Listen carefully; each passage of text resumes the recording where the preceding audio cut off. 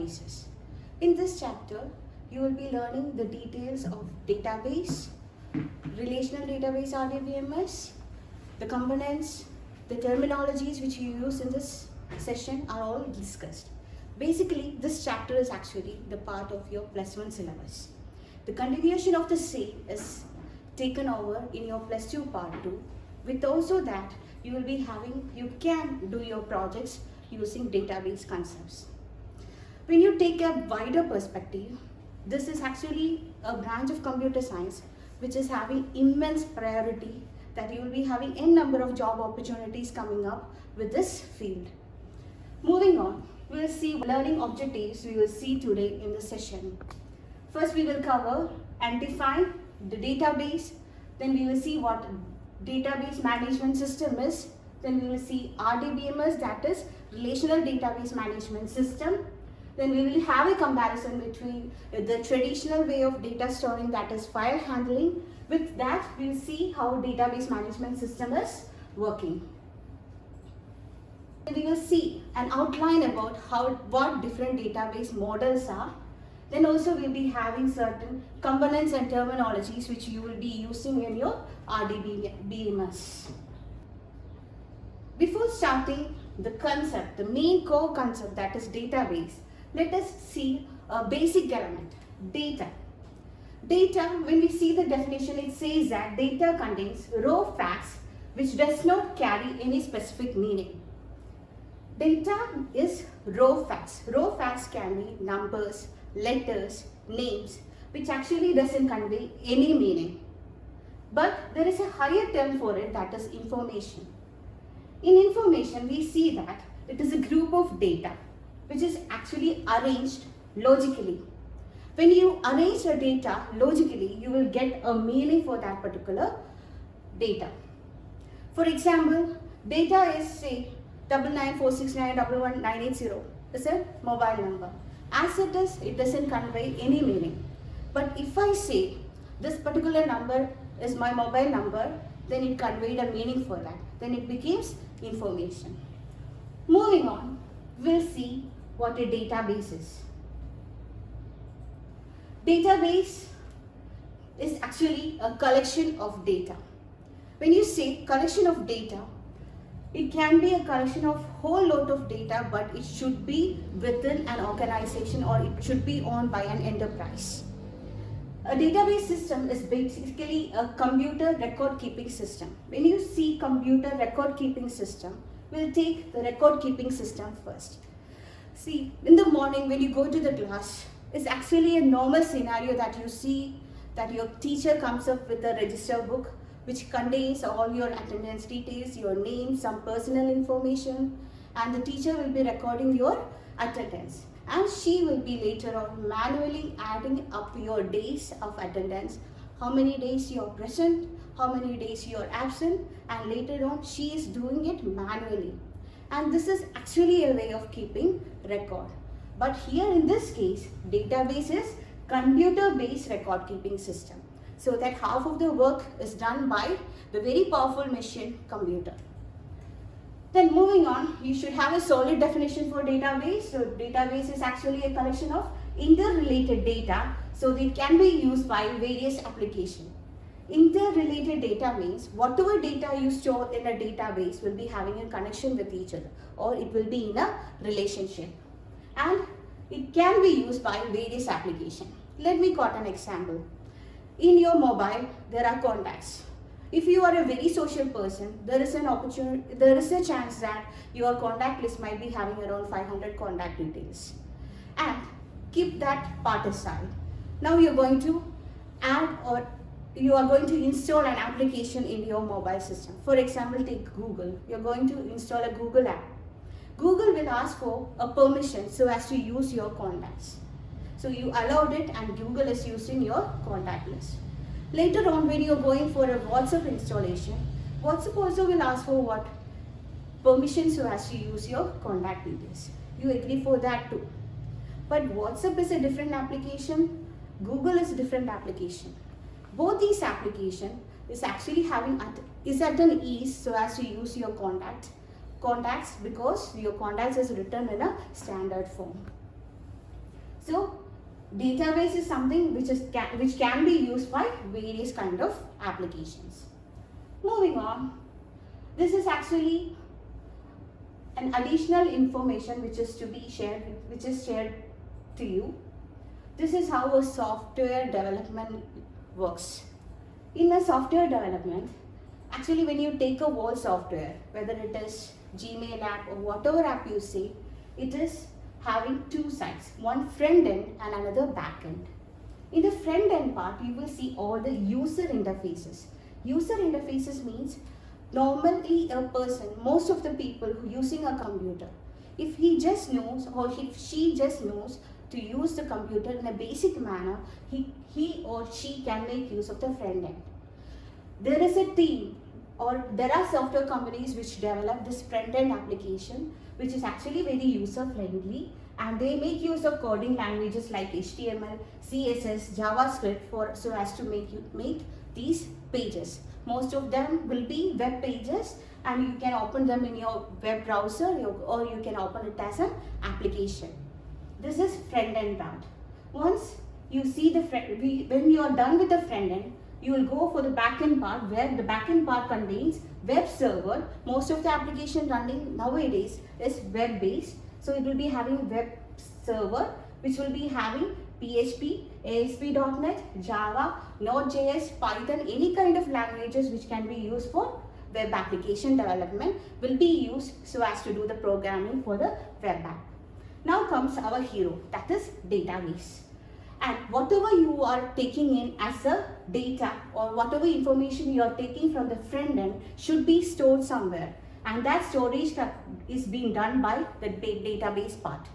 And the web server will arrange the data in such a way that it will be taken to the database part. Now this is an example. For example, you are going to register a new Gmail address. In Gmail, when you're going to initially start registering, you will be having a page for registration. They will be asking your name, age, address, and in that you will be having a text box or a box where you will be typing in your details. These details should be sent to the web server.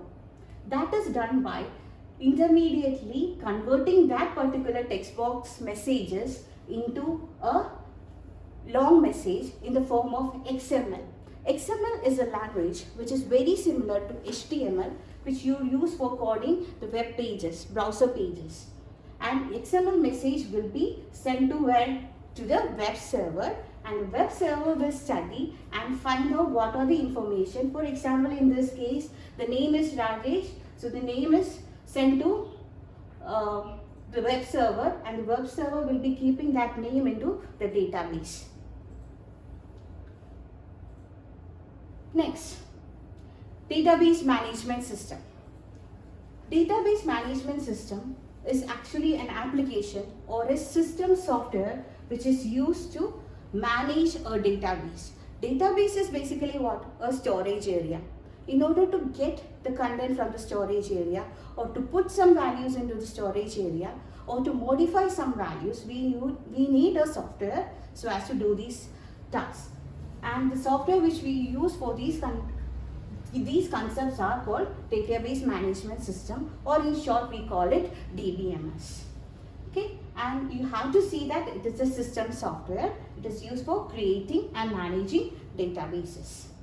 Database management system, DBMS, consists of a collection of interrelated data and set of programs to access the data. This is another definition. You can choose any one when you write your exam. Both is valid. So you can see that it is a collection of interrelated data. That means the data stored in a database is connected together, and it is having a set of programs so as to access it.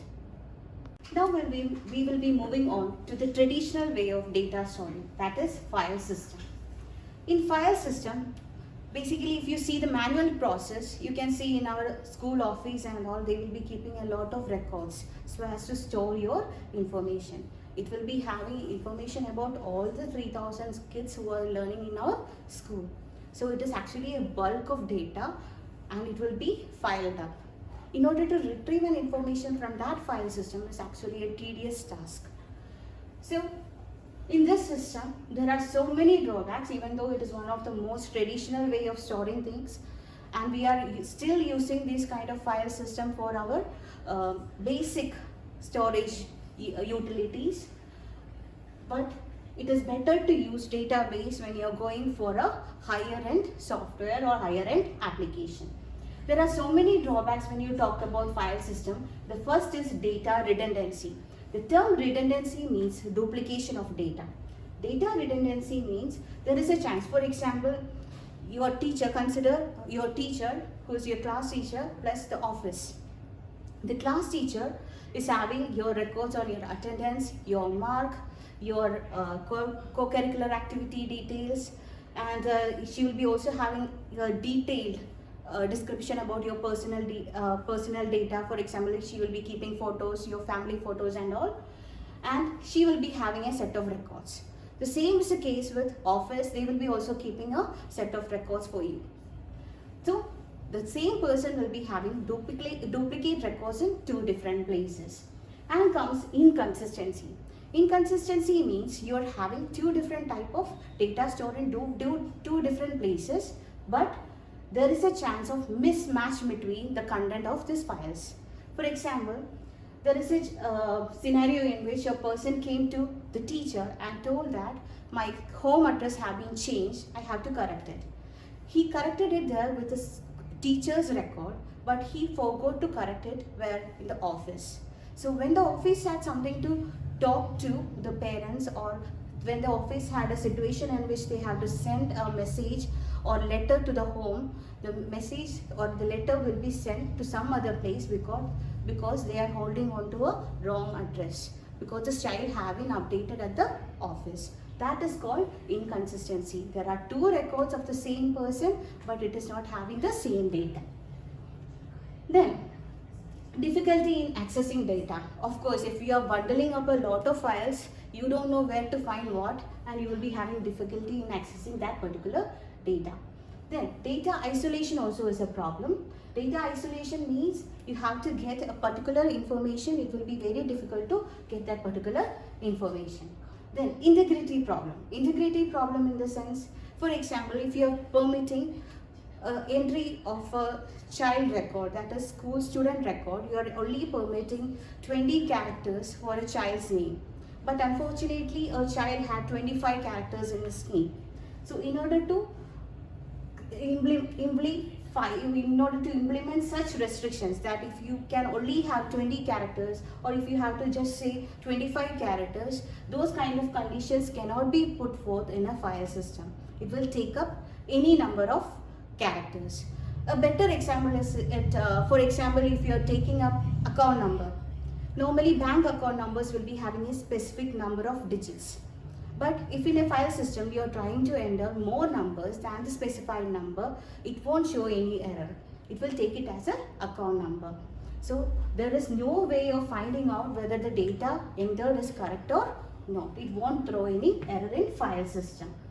Then, how to add new constraints or change existing ones. So it is very difficult to add a new record into your system when you are using a file system. Again, there is also a problem in changing. One thing is that you have to find where the data is being stored, then you have to go there and change it, which is very much a tedious process. Atomicity of update means you cannot pick up each command at a time. It is very good in data storage that each command you place in a database system should be atomic. That is one instruction at a time, or atomic instructions, which is not fulfilled by file system. Then concurrent access by multiple users. Now this also we will go for a bank example. Long before, when you are using two banks, for SBI Changanasheri and SBI Kottayam, for example, I went to SBI Changanasheri so as to see my bank balance or account balance. But my parents, my loving ones, they went to Kottayam branch and they placed some money into my account. But before that, it was actually a very long process, and accounts used to take a lot of time to update the changes. When I take the balance, I will be getting the old balance where my parents have already put more money into my account where I am not updated about the same. These things, when an action is taking at the same time, it won't be updated in these kind of system. That is concurrent access by multiple users is also a problem. Then comes security. Security in file system is actually minimal. It is an very easy task for a hacker to easily get the data from a file system. So this brings to us which are the advantages of a database. Since we have seen the disadvantages of file system, so it actually brings in the advantages of database system. It reduces data redundancy. Most of the time databases are centralized. So a common information set of data is being shared by many applications. So the chance of data redundancy or duplication of data is very less. So with that itself, it controls what? Data inconsistency. It controls data inconsistency because there are no very less duplicate data, and if in a case they are keeping duplicate data, it will be auto-updated. If there is a change happening in one file, it will be in one database system or table, it will be updated in the other one. Database facilitates sharing of data. Since it is centralized, definitely it is shared, it will be sharing data, but it keeps track of something called privacy. The privacy of data means it will be only showing your data to a person whatever that person requests. That is called privacy. It won't be completely showing up all the data which is being recorded or stored in a database. Enforces standard so as to use in different application. It will be having a standard set of rules so as to follow, so that all the application can make use of database. Centralized databases can ensure data security and privacy of data. It is centralized, plus that it is having high security. If, for example, if you see YONO, SBI's online application, you will be asked for a password, and if you're going for any operation transaction, they will be sending you an OTP. So these are all security factors added through what? Database system. And it is centralized. That is the reason why you are able to access the database at home when using your mobile application. And definitely privacy. Let me explain what privacy does. When you go to an ATM, in an ATM machine, it will be having access to all the users of a bank's account details. When you insert a card, it will be bringing up all the information about you. But by going into a ATM machine or to a bank, you will be only given information about you or your account. You won't be given information about another person's account. It will be strictly prohibited from your side. But when you take a clerk, bank clerk, he or she will be having an access to all the account details of as many people who have joined that particular bank, particularly in that branch. So they can make use of, they can do transaction for so many people. Actually, the database have given what? More privacy to what? The clerk or the senior personals in that bank. But when it comes to an account change or major change in the account details, the clerk doesn't have a hand in that. It goes to the manager where he or she will be having the provision to change the account details. So more privacy or more opportunities are given to whom? The manager. So this is actually the chain of privacy which is being enforced for different people in different levels for database. Then it improves data integrity, that we can specify that account number can only take 10 digits. Then it will be strictly a rule so as to follow 10 digits. If you enter more than 10, it will be showing an error message. It is economical, it is centralized, so you don't have to install systems everywhere. You are using that bank app. It will be very much of low cost. Improve backup and recovery system. If in case your system or a server is having a lockdown or a shutdown, it will be having a backup and it will be auto updated, or auto recovery process will be initiated, and every time interval it will be backed up. So a data loss problem will be less. Solving enterprise requirement, again according to the enterprise, it will be actually giving different app or different front pages for you.